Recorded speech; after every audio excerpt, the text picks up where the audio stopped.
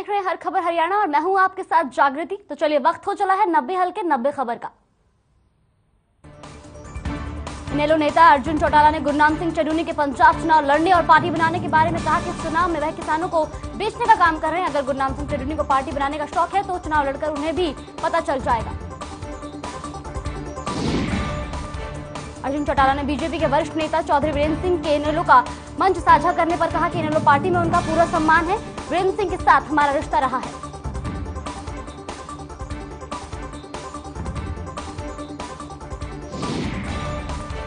अर्जुन चौटाला ने भर्ती घोटाले मामले पर सरकार को घेरा और कहा कि पर्ची खर्ची का दावा करने वाली सरकार में करोड़ों रुपए लेकर नौकरियां बांटी जा रही है। सरकार इसकी जांच नहीं करवा रही। अगर जांच होगी तो बड़े बड़े नेता इसके घोटाले में बेनकाब होंगे।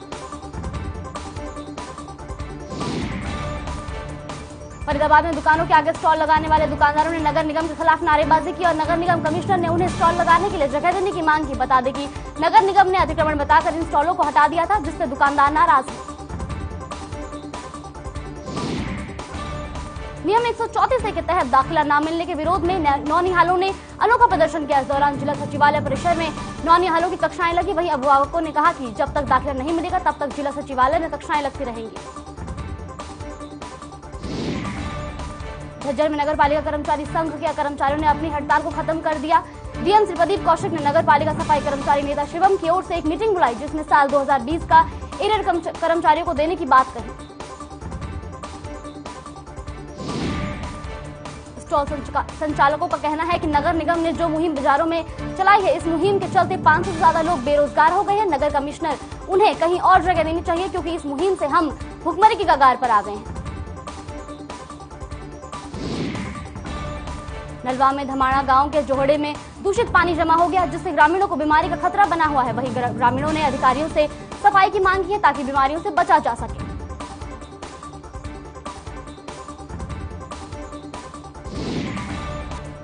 कालनवली में रिहायशी इलाके में कचरा प्लांट बनने से लोग नाराज हैं, जिसको लेकर आम आदमी पार्टी के कार्यकर्ताओं और लोगों ने प्रदर्शन किया और उपमंडल अधिकारी को ज्ञापन भी सौंपा।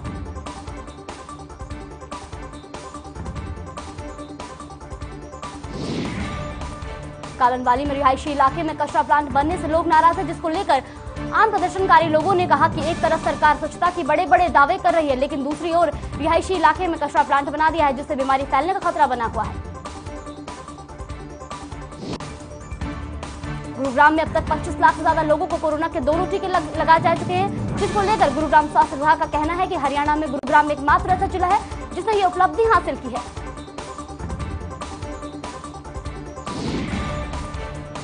गुरुग्राम के सीएम वीरेंद्र यादव ने कहा कि वैक्सीनेशन का महाअभियान जारी रहेगा और एक सर्वे में भी किया जाएगा, जिसमें जिन लोगों को कोरोना का टीका नहीं लगा उन लोगों को चिन्हित करके कोरोना का टीका लगाया जाएगा।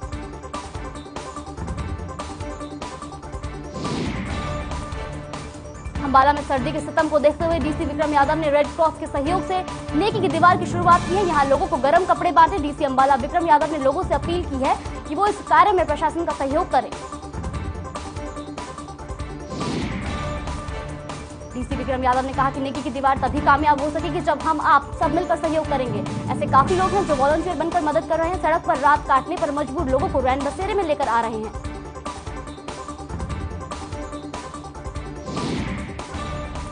नलवा के गुंजार गांव में जलघर की सफाई से प्रेरित होकर रोहतास भी सजगता से काम कर रहे हैं। रोहतास ने बताया कि यह कदम एक बहुत ही सराहनीय कदम है, जो गांव के लिए काफी कारगर सिद्ध साबित होगा।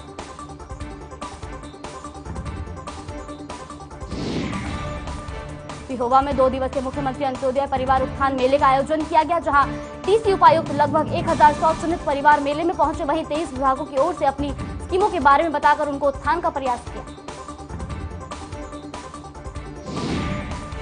सिरसा पुलिस नशे के खिलाफ मुहिम चला रही है। इसी कड़ी में एसपी अर्पित जैन सिरसा के शहीद भगत सिंह स्टेडियम पहुंचे, जहां उन्होंने स्टेडियम में खेल रहे खिलाड़ियों से मुलाकात की और नशे के दुष्प्रभाव के बारे में जानकारी दी।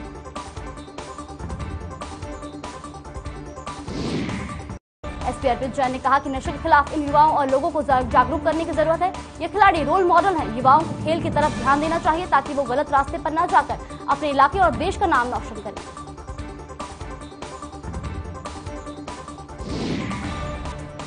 यमुनानगर में पिछले लंबे अरसे से नशे बेचने वाले सक्रिय हैं, जिसके चलते छोटे छोटे बच्चों के अलावा कई युवतियां भी नशे की चपेट में आ चुकी हैं, जिसको लेकर प्रशासन अब लोगों को जागरूक करने और नशे से शहर को मुक्त कराने के लिए मुहिम चला रहा है।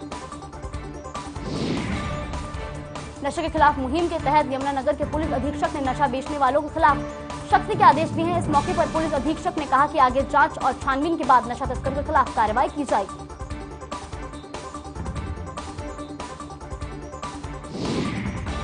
गुरुग्राम के सेक्टर 18 में पिछले काफी समय से बंद पड़ी एक कंपनी में शॉर्ट सर्किट के चलते आग लग गई, जिसके बाद मौके पर पहुंचे दमकल कर्मियों ने आग पर काबू पाया। बता दें कि आग लगने से कंपनी में रखा लाखों का सामान जलकर राख हो गया।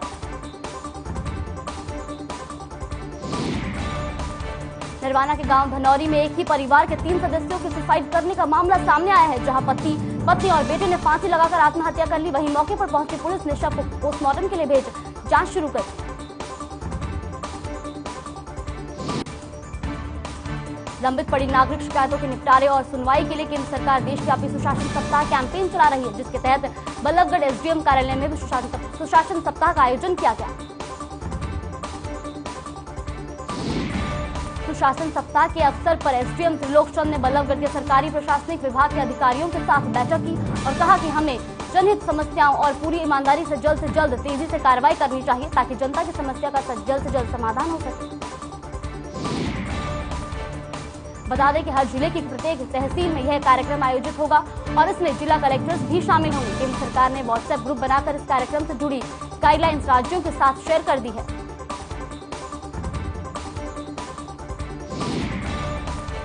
आपको ये भी बता दें कि इस पूरे कार्यक्रम की निगरानी एक सेंट्रल पोर्टल के माध्यम से की जाएगी। जिला कलेक्टर तहसील स्तरों पर पहुंचकर इस कार्यक्रम की निगरानी करेंगे और यह सुनिश्चित करेंगे कि ग्रामीण क्षेत्रों तक प्रशासन के लोग पहुंच रहे हैं। महेंद्रगढ़ के अहिर गांव की एक लड़की नोएडा स्थित गुरुकुल में संदिग्ध परिस्थितियों में 1.5 साल पहले मौत हो गई थी, जिसको लेकर मृतक लड़की की मां सोनिया ने बताया कि सुप्रीम कोर्ट में एसएलपी स्वीकार हो जाने से अब न्याय की उम्मीद लगाई जा रही है। सुप्रीम कोर्ट के वकील श्याम मनोहर मिश्रा शुरू से ही निःशुल्क सहायता करें। पिछले 3 दिनों से कैथल के जिला सचिवालय में बिना टीकाकरण प्रमाण पत्र के एंट्री पर बैन लगाया गया है, जिसको लेकर उपायुक्त प्रदीप दाहिया ने आदेश जारी किए हुए हैं। वहीं सचिवालय में अपने काम के लिए लोगों को टीकाकरण प्रमाण पत्र के बिना एंट्री नहीं दी जाएगी। कैथल में सरकारी अधिकारी ही उपायुक्त के आदेशों के धज्जियां उड़ा रहे हैं, जहां कई अधिकारी बिना मास्क के नजर आए, जबकि यही अधिकारी लोगों को नसीहत कर रहे हैं कि बिना मास्क के आपको एंट्री नहीं दी जाएगी।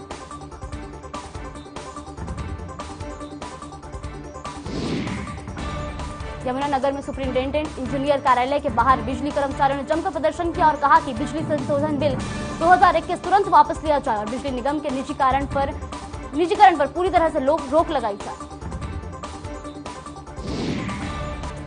बिजली कर्मचारियों ने कहा कि कच्चे कर्मचारियों को सीधा निगमों के रोल पर रखा जाए और पूरे प्रदेश में समान काम समान वेतन का उच्चतम न्यायालय का निर्णय लागू किया जाए और नियमित कर्मचारियों की तरह कच्चे कर्मचारियों को भी प्रमोशन दी जाए। रेवाड़ी में कार में सवार होकर आए बेखौफ बदमाशों ने कांस्टेबल पर फायरिंग कर दी। फायरिंग में कांस्टेबल बाल बाल बचा। गुरुग्राम से ड्यूटी कर वापस लौट रहा था कांस्टेबल।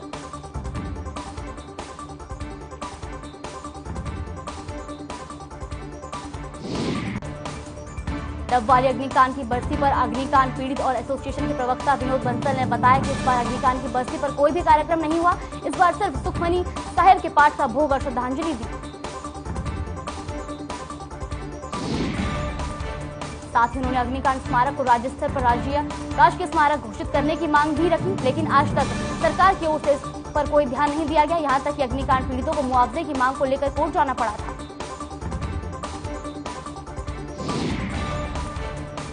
रादौर के खंड विकास और पंचायत कार्यालय में रोजगार मेले का आयोजन किया गया, जहां रोजगार मेले में पहुंचे युवाओं ने आरोप लगाते हुए कहा कि कंपनी कर्मचारी भर्ती के नाम पर उनसे पैसे ऐंठने का काम कर रहे हैं।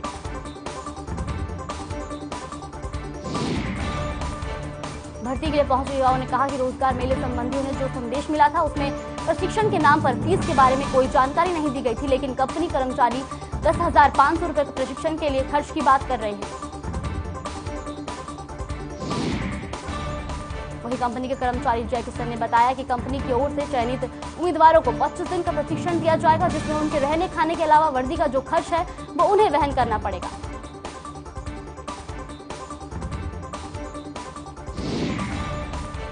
भिवानी में कई जगहों पर बड़ी धूमधाम से भिवानी जिले का 49वां स्थापना दिवस मनाया गया। इस दौरान कहीं लड्डू बांटे गए तो कहीं केक काटकर जश्न मनाया गया। वहीं भिवानी के नन्हे विद्यार्थियों ने स्वच्छ भिवानी स्वस्थ भिवानी के नारे के साथ स्थापना दिवस मनाया। भिवानी के स्थापना दिवस के अवसर पर व्यापार मंडल ने भिवानी का जन्म दिवस मनाया। इस दौरान उन्होंने कहा कि भिवानी ने 49 साल पूरे कर लिए हैं और इस बीच भिवानी ने विकास भी खूब किया है।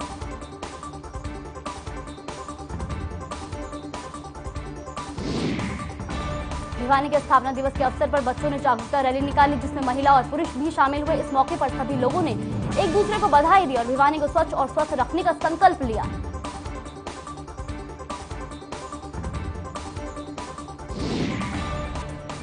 इस अवसर पर कविता शर्मा ने बताया कि बच्चों को हम स्वच्छता का संदेश देते हैं तो ये हमारे देश का सुखद भविष्य है, क्योंकि आगे जाकर यही स्वच्छता हमारे स्वास्थ्य पर भी निर्भर करती है।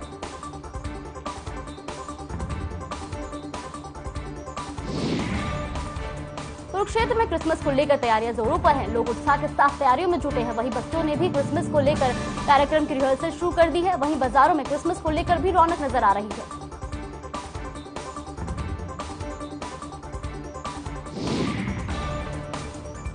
किसान आंदोलन खत्म होने के बाद भी चीन का खड़कट टोल प्लाजा शुरू नहीं हुआ। टोल मैनेजर ने बताया कि चूहों ने तार कुतर दी है, जिसके चलते अभी तक टोल प्लाजा को शुरू नहीं किया गया। 1 या 2 दिन में टोल प्लाजा शुरू होने की उम्मीद है। बढ़ाड़ा में यूरिया खाद न मिलने से किसान परेशान है। किसानों को खाद लेने के लिए लंबी लंबी लाइन लगानी पड़ रही है। बावजूद इसके भी किसानों को यूरिया खाद नहीं मिल पा रही, जिससे किसान काफी नाराज है। किसानों का कहना है कि यूरिया की किल्लत दूर नहीं हो पा रही है। बता दें कि धनासरी सोसाइटी केंद्र पर किसानों ने हंगामा कर दिया, जिसके बाद कर्मचारियों ने बढ़ाड़ा पुलिस थाने में किसानों को यूरिया खाद के लिए टोकन देने शुरू कर दिए। मुंडरी में भी यूरिया खाद की किल्लत बरकरार है, जिससे किसान काफी नाराज है। किसान सुबह 4 बजे से लाइनों में लग रहे हैं, लेकिन बावजूद इसके कई किसानों को खाद नहीं मिली। इसके चलते किसान मायूस होकर घर लौट गए। पंजाब में किसानों के रेल रोको आंदोलन के चलते 35 ट्रेनें रद्द रहेंगी, जिसकी वजह से अंबाला छावनी रेलवे स्टेशन पर यात्रियों को परेशानियों का सामना करना पड़ा। वहीं लोगों का कहना है कि उन्हें नहीं पता था कि ट्रेन रद्द है। रेल प्रशासन यात्रियों को रिफंड की बात कर रहा है। उन्होंने कहा कि जिन यात्रियों ने पहले से ही इन रेलगाड़ियों में आरक्षण करवा रखा है, उन्हें नियम के हिसाब से रिफंड कर दिया जाएगा। ट्रेनें कब तक स्थगित हो रहेंगी कुछ नहीं कहा जा सकता। जैसे ही ऊपर से आदेश आएंगे उनकी पालन किया जाएगा। पानीपत के बरसत रोड स्थित कालिदास नगर में नगर निगम ने की कार्रवाई। अवैध रूप से बनाए गए निर्माण को गिराने के लिए नगर निगम पहुंचा। बता दें कि शिकायतकर्ता कई बार प्रशासन से गुहार लगा चुका था।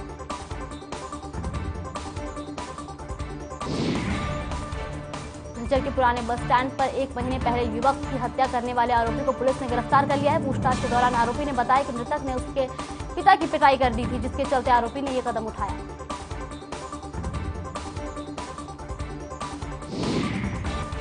पलवल में चलती डस्टर गाड़ी में भीषण आग लग गई, जिसके बाद कार सवार लोगों ने कार से उतरकर अपनी जान बचाई। वहीं मौके पर पहुंची दमकल विभाग की गाड़ी ने आग पर काबू पाया।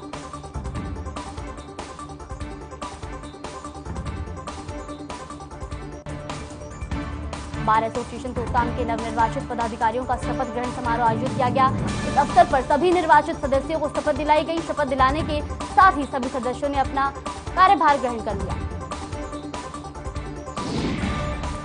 चुनाव कमेटी के चेयरमैन एडवोकेट सतवीर शर्मा ने शपथ दिलाई और नियुक्ति पर पत्र सौंपे। इस अवसर पर बार एसोसिएशन के नवनिर्वाचित प्रधान एडवोकेट प्रवन ढाका ने बताया कि वे संपूर्ण तोशाम बार एसोसिएशन के आभारी हैं, जिन्होंने उन्हें चुना है।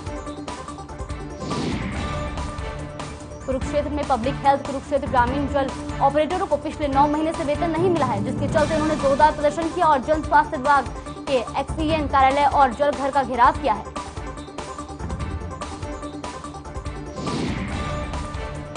इसके साथ ही हरियाणा पीडब्ल्यूडी मैकेनिकल वर्कर्स के प्रदेश अध्यक्ष सतपाल वर्मा ने जन स्वास्थ्य विभाग के अधिकारियों को चेतावनी दी, यदि सरकार ग्रामीण ट्यूबवेल ऑपरेटरों का वेतन नहीं देगी तो कुरुक्षेत्र के जलघर के सामने अनिश्चितकालीन धरना देंगे।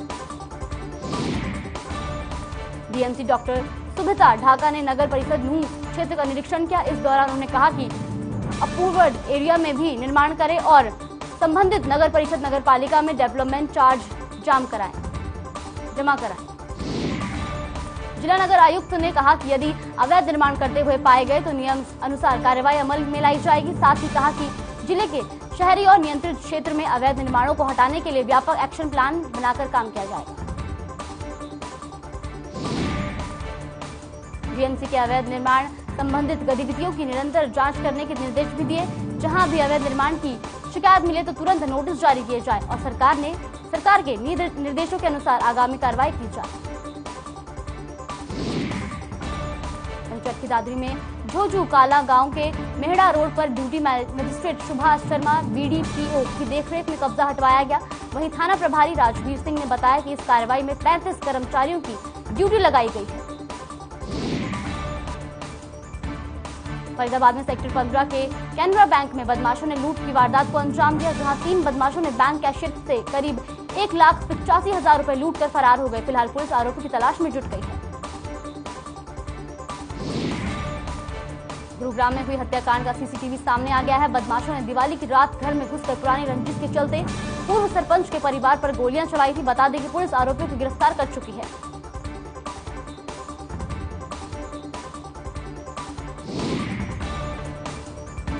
कैथल में फिरोजपुर रोड पर स्कूल की बस के नीचे आने से साइकिल सवार 10 साल के मासूम की मौत हो गई। मृतक की पहचान सीवन निवासी कालू के तौर पर हुई है। मौके पर पहुंची पुलिस ने शव को कब्जे में लेकर पोस्टमार्टम के लिए भेज दिया है। अंबाला में क्रिसमस को लेकर तैयारी जोर शोर से शुरू हो चुकी है। पिछले 2 साल कोरोना की वजह से क्रिसमस का त्योहार फीका रहा था, जो कि इस साल पूरा जोर शोर से साथ मनाने की तैयारी की जा रही है।